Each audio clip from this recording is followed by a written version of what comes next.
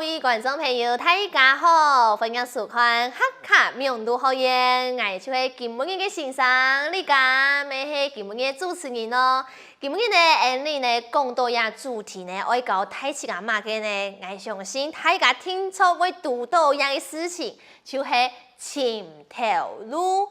华语的意思呢，就是找工作。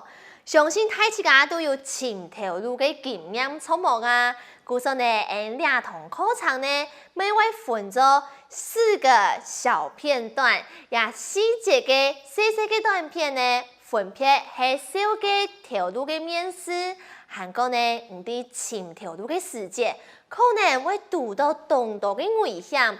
再过来呢，哋头路当中，众多嘅礼貌问候语，韩国啲面试嘅时节，你要用办来自我小嘅，也要做头路相关嘅词汇，韩国记嘅哦。前面呢，就会带领大家向下来做呀复习，希望大家今日好好来练习，听错呢就会寻到当好嘅条路哦。唔过啊，讲到呀做条路啊。唔知大家伫做条路嘅时节会遇到哪一条嘅状况呢？讲到呀做条路啊，像我自家啊吼，伫寻条路嘅时节，真经有众多嘅经验哦。系讲等下做电话，过来大家向下来分享。我相信大家呢，伫生活当中，伫寻条路嘅情景，含个种类都系无相样嘅。第一条路呢，其实都系无相样嘅专业。韩国又要用无相样嘅经验来面对各种嘅状况，但是讲到请条路，係唔係是當難啊？